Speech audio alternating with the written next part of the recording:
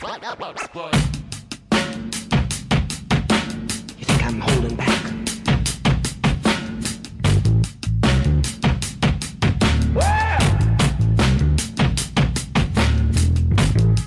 You think I'm holding back?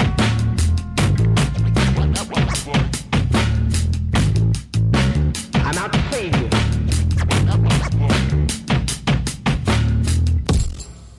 Welcome back to Defenders TV Podcast. I'm one of your hosts, Derek, and we're here with you with a very special episode this time. We have an interview with one of the members of the cast of Luke Cage, Justin Swain, who plays Bailey on this season of Luke Cage. Yeah, absolutely. Welcome, Justin, to the show. I'm obviously one of the other hosts, John, here. Chris can't be with us today, but we're joined here, obviously, by our special guest, Justin, all the way from Connecticut. Is that right, Justin?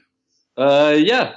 Hi, guys. Good to be here. I'm from Connecticut, Stamford, Connecticut, just outside of New York City. I'm a New York-based actor, so I go into the city and work, and then come up here and hang out by the ocean in between gigs. Very nice. Sounds very nice. And in addition to your acting career, you've also done some written work for film and television, as well as a playwright as well. So you have a lot on your books. Yeah. I've developed some pilots with different really fantastic people. Done the thing, flown out to LA and been back here. I've also written plays that were produced off Broadway in New York City and also in Chicago and Miami, and I think somewhere else. But yeah, so I've done a lot of writing as well as acting and some producing. I feel nowadays with the way media is it's so easy to reach out to people through multiple platforms that you have to be able to do all three of those things anyway. So it's great and allows. Oh, and one interesting thing I'm actually doing right now that's really fun is I actually have started working in the virtual reality space. Oh, wow. And it's really exciting working with a company called Sensorium, or we're in the process of possibly working together and getting that started. And they're the guys that do a lot of work with the Oculus and Samsung. Very good. With a guy named Graham Sack, who is a really fantastic writer himself. Excellent. And are you writing a project with it? It looks to be that way. I mean, nothing's finalized yet, so I'm not going to go into too much detail with it. But it's an exciting opportunity, and they're awesome guys, super talented, and it's such a brave new world with that medium of virtual reality. So it's a fun kind of thing to get in on the ground floor with. Absolutely. Yeah, big year for virtual reality this year with Sony releasing their one a couple of weeks ago as well. So and Oculus out earlier on this year. So really interesting stuff to get involved in that, I'd say. Yeah, super fun, and who knows? Maybe down the line we'll write a Marvel series or something. Absolutely, do it all in virtual reality. I'm just making that up. Yeah. We won't quote you on that one.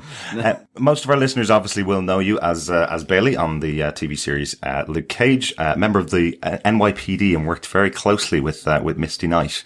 I may have seen Justin come in and give a lot of big revelations within the show throughout the episodes we've watched. Yeah, absolutely. I suppose first questions. So Bailey essentially, he kind of becomes the de facto partner of Misty Knight. I mean, with Raphael's scarf and the revelations of all that, did you enjoy that transition from, I think we see you in episode 2 where you're one of the members of the forensic team kind of, going round, checking the bodies, doing the examinations. What was it like to do that kind of transition to becoming more intertwined with Detective Misty Knight? It was totally awesome. it was really wonderful and amazing and totally unexpected, because I think it actually was the pilot that you first see me as the character Bailey. Mm-hmm. And then they had shot a scene with me in episode 5 that ended up getting cut out because of a story point that they wanted to mess with. Right. And they were really kind, and they reached out and said, look, we want you to know that it had nothing to do with performance or anything like that. We were just changing up the story a little bit. I think you'll be happy about kind of where things go. Because what's fascinating about being one of the recurring roles on the series, and I can't speak for what everyone else's experience is, but it seemed to be this is the way it is across the board. When you originally get cast, and when I was cast, I got an email and it said, "Okay, Justin Swain, welcome to the Marvel family. Oh, wow. Cool. Excellent. You're now a part of the MCU." And I was like, "That's amazing! It's really cool." And then they say, "This is your link," and they basically give you a link to a secret website where you get your sides for the episodes you're in, but you don't get anything else. Oh, right. Wow. So you really don't know what's going on because, of course, they want to keep everything secret and compartmentalized. And I totally understand and get it. But in a way, it was like, have you guys ever seen the movie The Princess Bride? Yes, of course. Yeah.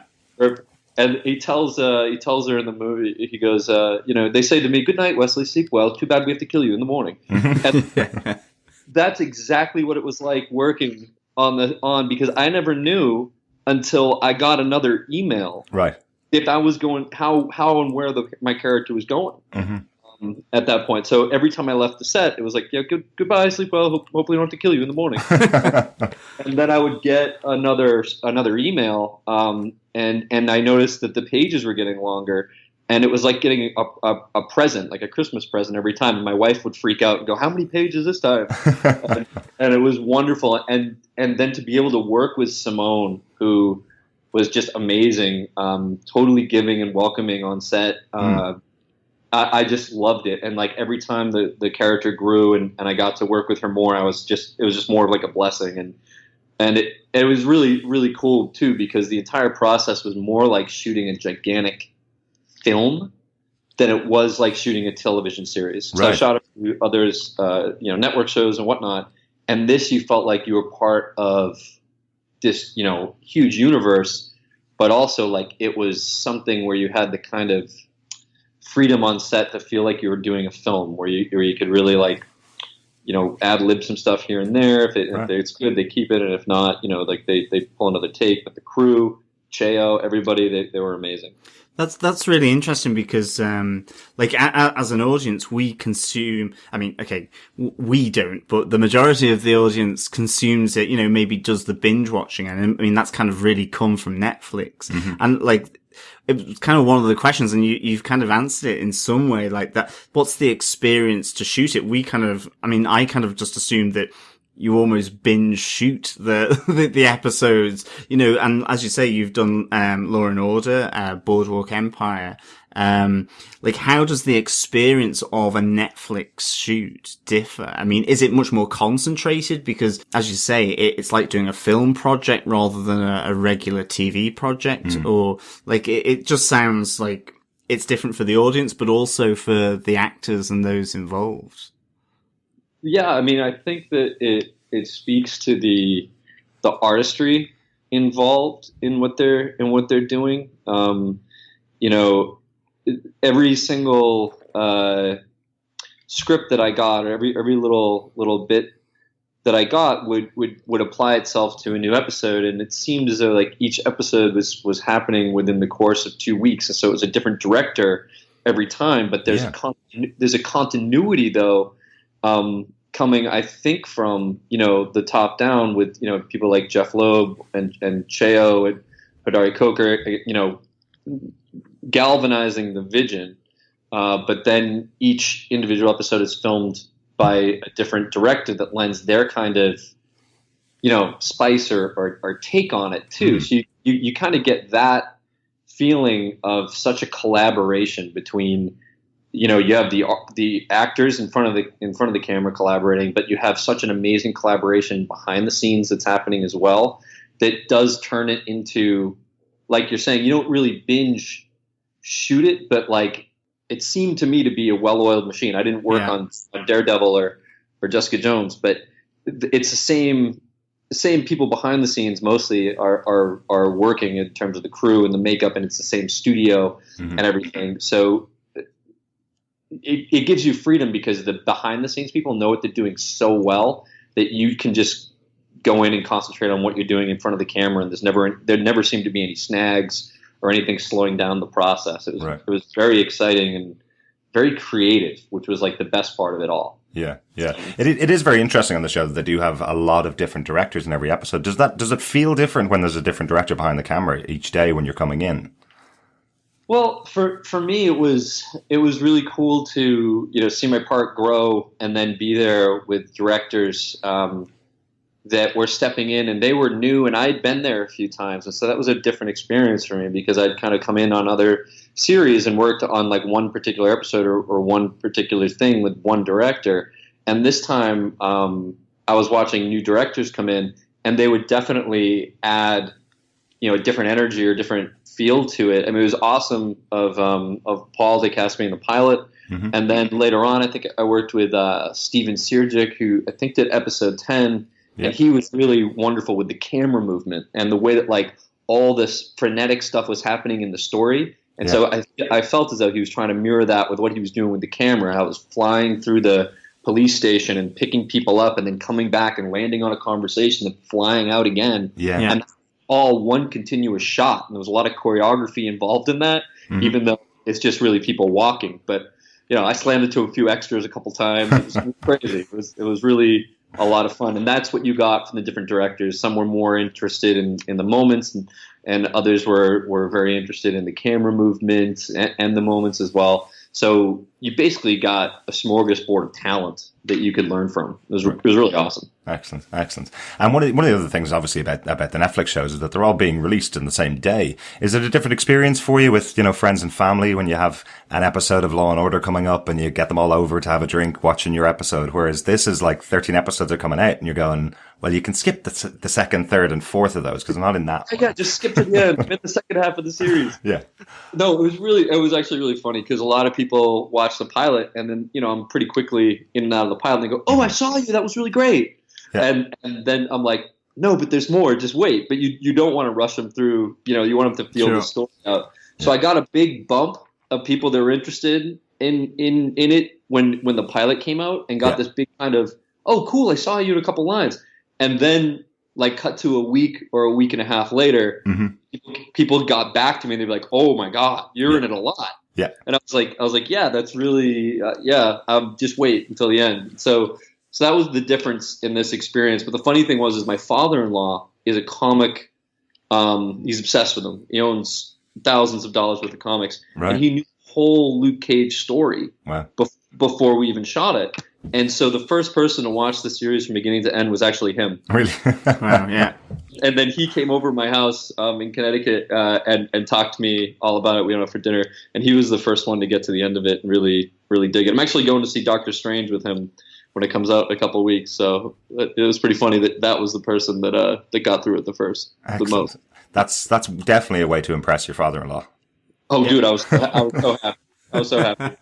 Absolutely. Like, did he get you to read any Luke Cage comics? Like, are you a comic fan? Have you kind of dabbled in the comic books before? I was a huge MCU fan, like a huge fan of the Avengers. The funny thing is when I booked this, I had 2 auditions that day. I had one in the morning for a network show, and then that afternoon I had this audition for this thing called Tierra, right? Which was the code name. Excellent. Yeah, I had no idea what it was. They gave me basically a Word document with a couple lines scribbled out on it, right? And come in and do this, and they were funny, and I was like, oh, this is cool. I had no idea what I was auditioning for, right? And so I was actually flying up the coast to hang out with my family on Labor Day, and I was in a convertible. And my agent called and said, "You got it." And I was like, "What? What are you talking about?" I couldn't hear. I had to pull a car over. You got it. You booked this thing, Tierra. And I was like, "Oh, great! Sounds great." I had no idea what it was. And then when I got to my house, I reached out to people and figured out that it was the next Marvel show. Right. And I was like, "Oh my God, that's amazing! That's cool." And then my father-in-law was there, and I told him, that what I was doing, and he goes, "Do you know why they call it Tierra?" And then he knew the whole history of Luke Cage and why it was called Tierra to begin with. Right. And stuff. So it was really funny because I had no idea what I was getting into. And then even in the process, they keep everything so secret. Mm-hmm. I had no idea where my part was going until I figured out where it was going. So that was the kind of process. It was all kind of. So I guess that's a long way to say I was more interested in the Marvel Cinematic Universe than I was in actual comic. Then all of a sudden to be part of that universe, that was for me like a big kind of. Whoa, this is a big deal. Mm-hmm. Absolutely. Yeah, that's cool. Like, I mean, because as the show goes on, it's like you push Misty Knight. Like, you know, you challenge her when she goes off to try and confront Luke Cage. You're kind of like this really good sounding board for her as well. Like, she's the gut and you're kind of the evidence or the science. Like, how did that dynamic between yourself and Simone Missick, like, how did that kind of build and work? Oh, it's a really good sort of development and combination of you two actors doing that. It's really good. Yeah, I was so excited to see that the writers, who were incredibly talented, were like, they kind of picked up on something there, and between us, like, I felt that, I mean, Simone was just so awesome and so easy to work off of, that when we got into those conversations, it just felt very natural. Right. And Cheo, the showrunner, he was there when we were filming the finale. And there's a point where I'm explaining something to Misty in the finale, and he said to me something. I thought that was really cool, and I was really kind of touched by it, because like, he was like, yeah, I would hear your voice, like Bailey's voice in my head, like being this kind of analytical, full of details type of guy, mm-hmm. and I would write it that way, and that's kind of what you're doing when you're with Simone. Is she wants to go, and you want to be very detail oriented and make sure you get everything right, which is kind of a really wonderful juxtaposition of how passionate she is as a detective. Yeah, and I'm a little more analytical, and that can be frustrating, and create conflict, but at the same time work together. So I thought that was really cool, and it was really awesome just to work off of Simone and how. She's awesome on the show. I mean, she totally took Misty Knight and made it her own, and now she is Misty Knight. It's unbelievable to watch that happen. Yeah, definitely. Yeah, because actually as well, Bailey is the character that identifies Willis Stryker as well, and he kind of makes the leap that, what was it, that this guy Luke Cage, he's just got his driving license, that there's nothing else on him, there's no kind of credit cards or anything like that. So, like, Bailey is also a really important, storyline developer here for that. And okay, it's maybe one or two lines, but it really kind of starts to feed the development of the Harlem police going after Willis Stryker and so on, mm-hmm. and Misty's relationship as well with Luke Cage, maybe starting to figure out that, where he's coming from. So that was really cool, I think. You started off that the secret code and the secret website sort of, that presumably started throwing back more, more information to you. Yeah, it was really funny too, because, early on there was a scene in episode 5 that they ended up, not needing, because of story stuff. But in the text, it said Bailey, has glasses. Right. Yeah. And I was kind of running out of the house to go to shoot it, and I was like, oh, he has glasses, and so I grabbed my wife's glasses on the way out of the house. Right. and I got there, we started shooting the film, and I'm looking at the details, and as I'm looking through, it has her prescription, mm-hmm. and I started getting sick. because I was looking through it, I was looking so closely at the details, and so I start taking the glasses off, mm-hmm. and then the glasses, kind of wearing them and looking at things and taking them off, became like a really large part of my character. It became this kind of analytical thing, and it was just funny because later on they asked me about making a pair of glasses for me, mm-hmm. And if they were prescription, but the funny thing is they were my wife's, and I was every time Bailey's looking at something really close, my head's kind of spinning, and I have to. And that was kind of one of the moments in it that I felt in that scene that they eventually cut, though, that I was like, oh, there's a lot more to this guy, and he kind of really cares about Misty and cares about what's going to happen to her, and whether it's some type of paternal role or something like that. He does start to say, look, you gotta check yourself on these things. You're getting involved in the wrong area of the law here. I want you to stay at least within the details. Look at the evidence with me. Yeah.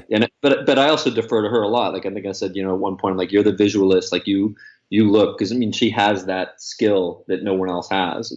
So that was really cool, like to work with her that way and to like with the glasses and everything, have that start to become the way Bailey works and the way Bailey thinks, and it's a representation of his analytical nature. Yeah, there's not very many men in Harlem that stand up to Misty Knight. You definitely got an opportunity to do that with telling her just to back down and focus on what she's doing, because she could be doing something very stupid. So Bailey definitely has a little hero moment there, trying to protect Misty. Yeah, and you got to do it cautiously though. Yeah, she's the force to be reckoned with. Absolutely.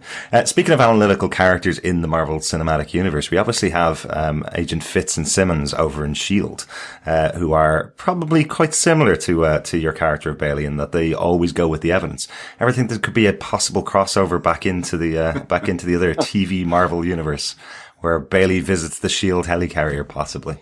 Oh my God, that would be like the coolest thing in the world. I have no idea. They keep everything so close to the vest. Mm-hmm. Even watching the show, you're on pins and needles, going, what are they going to keep? Right. Like when I was waiting for it to come out, and first you're kind of sworn to secrecy about anything in regard to the show, mm-hmm. and also you're going, what are they going to use? Because I've had friends work on other Marvel shows, and they've had 5 days of shooting, and then all of a sudden they show up, they something explodes and they're gone. Right. And they're like, what happened? And so I was definitely nervous about that aspect of it. When you're watching it, going, okay, what are they going to keep? And I was fortunate enough that they really built off that relationship between me and Misty, and hopefully that'll continue, and I will show up in other places. But I really don't know. Yeah. They keep everything really secret. Always keep close to a main cast member. That's an important tip, isn't it? Have some really good dialogue with the main cast members, and usually your scenes will get kept then as well. So yeah, and don't die. Yes, yeah, very important. Stay inside. Don't leave the police department. Yeah, and that could be really cool, because like the Netflix shows have. They've really kept some of those characters moving through each of the different series. Like, I think we saw the assistant district attorney come in from Jessica Jones into Daredevil season 2 into Luke Cage. So there's always that chance that you could be asked for some forensic role in The Defenders. Like, that would be really cool. Unbelievable. I wait for the phone call. I mean, that would be just amazing. It was so cool to be there on set too. In the days when like Luke Cage, like Mike would come on set, and Rosario Dawson came on set, and we would all, I don't know if you guys have seen the final episode, but there's a point where everyone's kind of, together in the precinct, and that was really fun, like to be there and to be included in that, and have a role in that, and work off, for minimally, but off Mike and Rosario and those guys too. I mean, it was really just such talented people involved. Ron Cephas Jones, who plays Fish, and that guy. I mean, I don't know him that well, but we did theater together a long time ago at Williamstown Theater Festival, and there's a lot of theater people that they use that are just really talented people, and I love that they're getting getting the chance to be part of this cool universe. Absolutely, yeah. Yeah, that's cool. Music's a really important part of this show, and we hear in episode 2, I think Misty Knight calls out that Bailey, don't give us one of your show tunes. So, I mean, firstly, what would be some of the show tunes that you think that Bailey would be playing?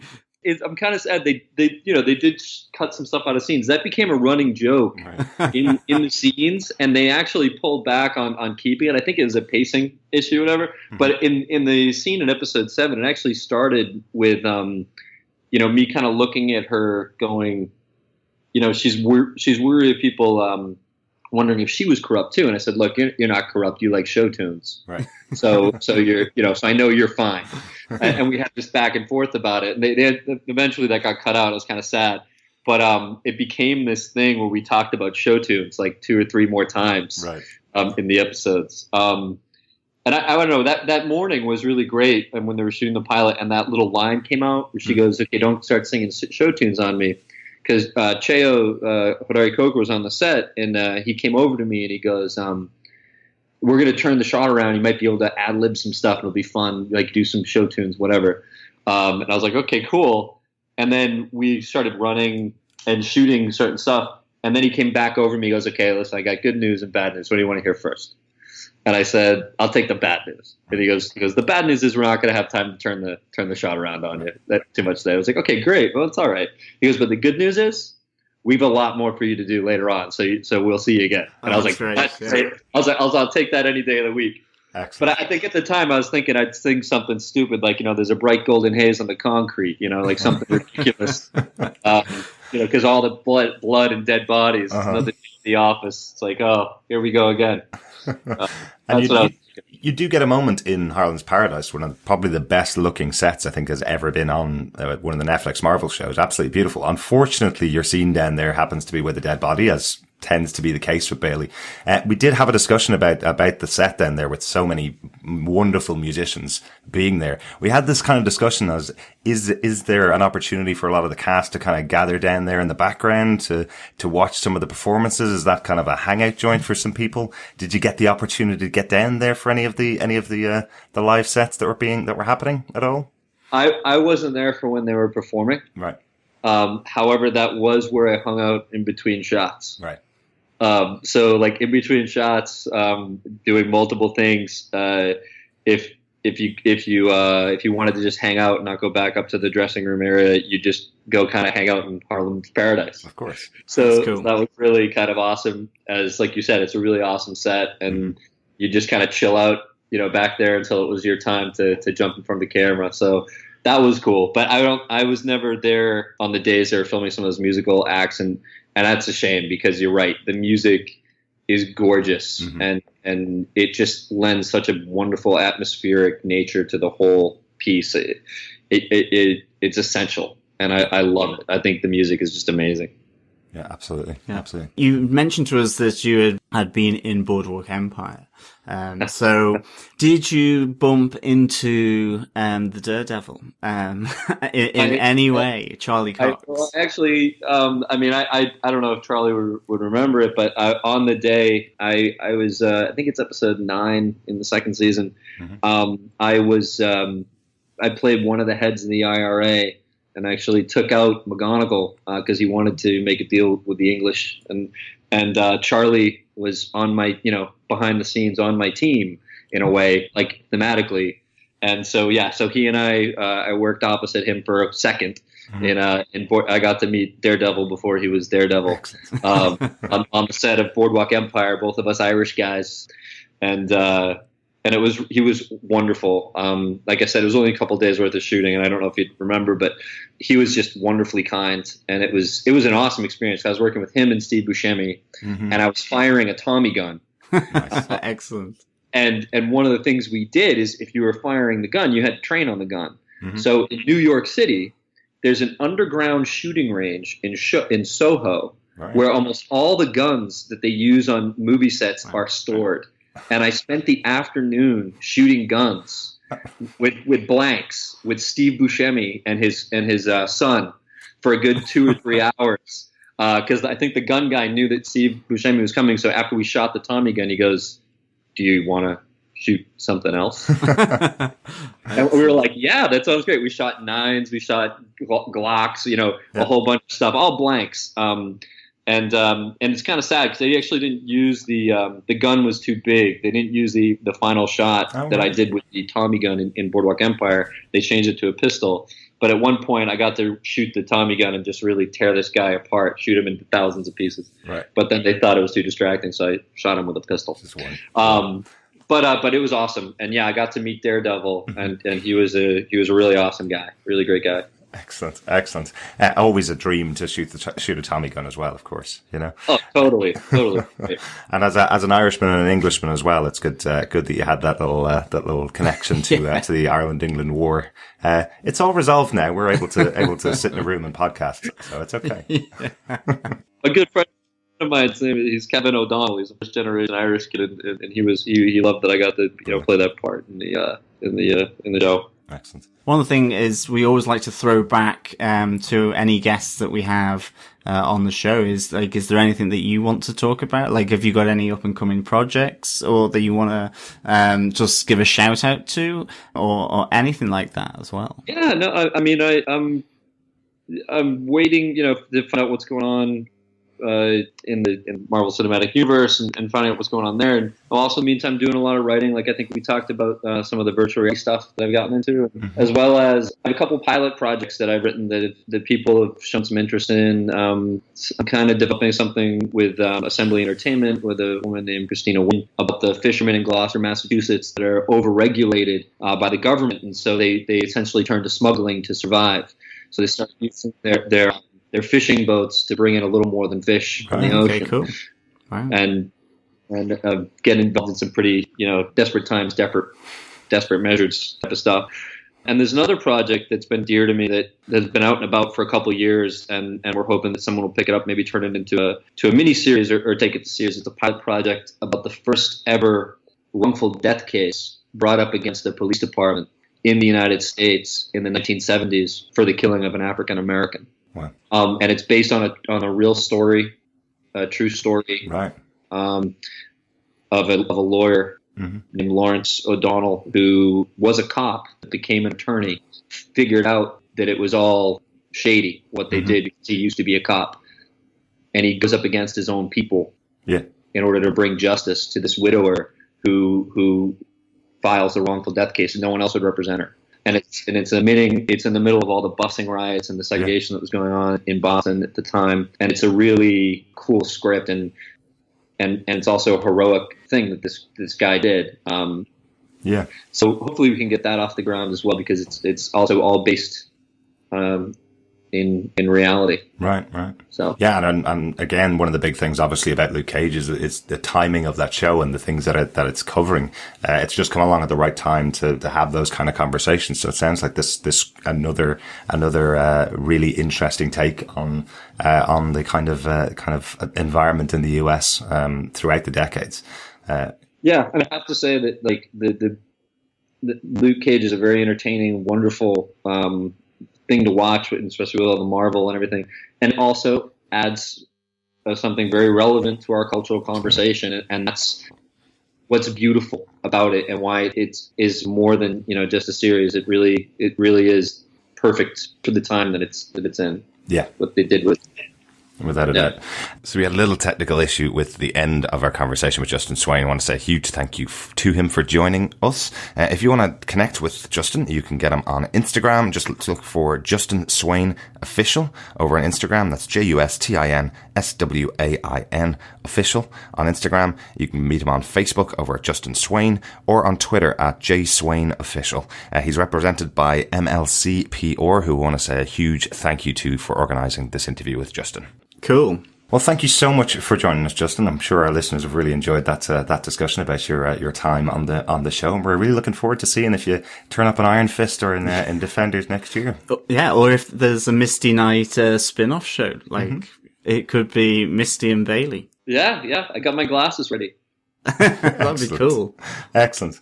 Well, thanks so much for joining us. We'll talk to you again soon, listeners. Yeah, Justin, thank you so much for joining us. Yeah. Thank you for having me, guys. Really appreciate it. You think I'm holding back?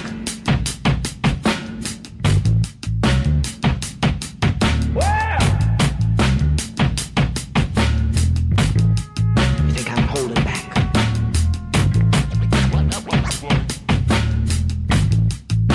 I'm out to save you.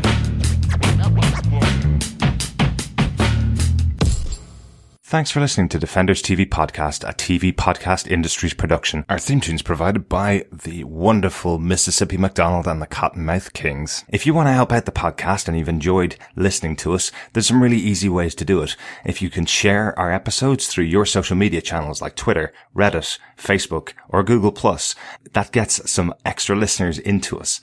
If you want to leave us a review on iTunes or a rating, just leave a 5-star rating, click the button, or go to iTunes through defenderstvpodcast.com/iTunes. We'll take you straight to our page and leave us a review or a rating there. That always helps out independent podcasts. And also, as always, we love to hear your feedback about the show's interaction with our audience is what we really, really love. So you can send us feedback to feedback@defenderstvpodcast.com. Thanks so much for listening, and we'll talk to you next time.